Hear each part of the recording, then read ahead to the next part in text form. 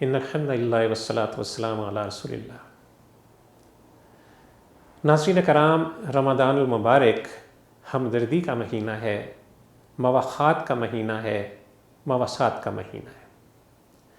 رسول اللہ صلی اللہ علیہ وسلم نے فرمایا کہ رمضان صبر کا مہینہ ہے اور صبر کا بدلہ جنت ہے۔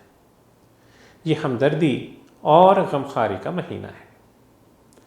فرمایا جو شخص اس مہینے میں کسی روزے دار کا روزہ افطار کروائے تو اسے روزے دار کے اجر میں کوئی کمی کیے بغیر بارگاہ رب العزت سے اس افطار کرانے والے کو بھی روزے کا اتنا ہی اجر اور ثواب مل جاتا ہے جتنا روزہ رکھنے والے کو۔ صحابہ کرام رضی اللہ تعالیٰ عنہم اجمعین نیکی کے مقابلے میں سبقت لے جانے کی آرزو رکھنے والے، خواہش اور تڑپ رکھنے والے، جب یہ سنا تو نادار اور جو قسمہ پرسی کے عالم میں زندگی گزار رہے تھے تڑپ اٹھے۔ سلمان فارسی رضی اللہ تعالیٰ عنہ جو غربت سے دوچار تھے، تڑپ کر بولے کہ یا رسول اللہ صلی اللہ علیہ وسلم، کہ ہم جیسے لوگ جنہیں افطاری کا سامان بھی میسر نہیں ہے، وہ بھلا دوسروں کو کیا افطار کروائیں گے؟ تو کیا ہم اس عظیم اجر، عظیم ثواب اور صلے سے اور خیر کے اس عظیم کام سے محروم رہ جائیں گے؟ اب ذرا غور کیجئے، نیکی کی طرف بڑھنا، ایک تڑپ، یہ نیکیاں اپنے دامن میں سمیٹ لینا کیسی کسک ہے کہ بات سنتے ہی بول پڑے۔ رسول اللہ صلی اللہ علیہ وسلم نے جواباً ارشاد فرمایا کہ نہیں، اگر تم کسی لسی یا پانی کے ایک گھونٹ سے بھی کسی کو افطار کراؤ گے تو اجر اور صلے سے محروم نہ رہو گے۔ فرمایا ہاں، اگر کسی کے اندر استطاعت ہے اور وہ روزے دار کو پیٹ بھر کر کھانا کھلا دیتا ہے تو روز محشر وہ میرے حوض سے یعنی حوض کوثر سے جام کوثر لے گا، فیضیاب ہوگا اور پھر اسے کبھی پیاس محسوس نہ ہوگی۔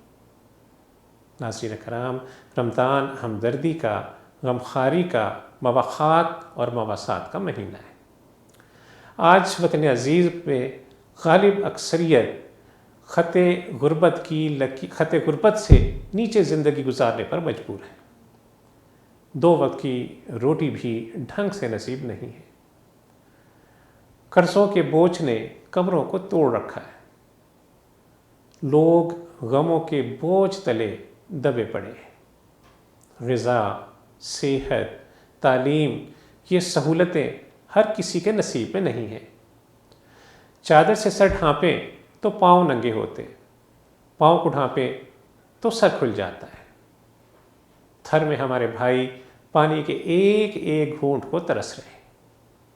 ناظرین کرام، غور کیجئے، ایک طرف ہمارے دسترخوان ہے کہ انواع و اقسام کی افطاری سے بھرے پڑے ہیں، اور دوسری طرف ہمارے وہ دینی بھائی جنہیں روٹی کا ایک خشک ٹکڑا بھی بمشکل دستیاب ہے۔ اگر یہ کیفیت رہے اور ہمیں معلوم بھی ہو تو ذرا غور کیجئے کہ ہمارے روزے قبولیت کے کس درجے میں پہنچیں گے۔ ناظرین کرام، ایک صالح اور منصفانہ معاشرہ جب وجود میں آتا ہے جب سب ایک دوسرے کی ضروریات کا خیال رکھیں۔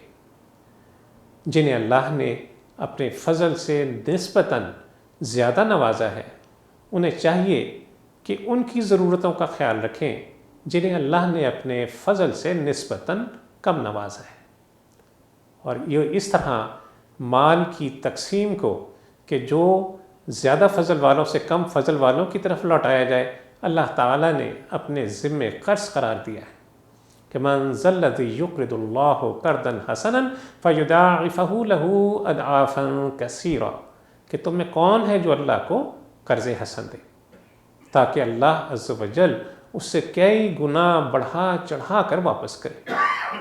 اللہ عز و جل سے دعا ہے کہ وہ ہمیں اس ماہ مبارک کی بہترین فیوز و برکات سمیٹنے کی توفیق عطا فرمائے، اس ماہ مبارک کو ہماری بخشش اور مغفرت کا سامان بنا دے، ہمیں حالت اسلام پہ زندہ رکھے اور حالت ایمان پر اس دنیا سے لے جائے۔ وصلی اللہ تعالیٰ علی خیر خلقہ محمد وعلی آلہ وصحبہ وسلم۔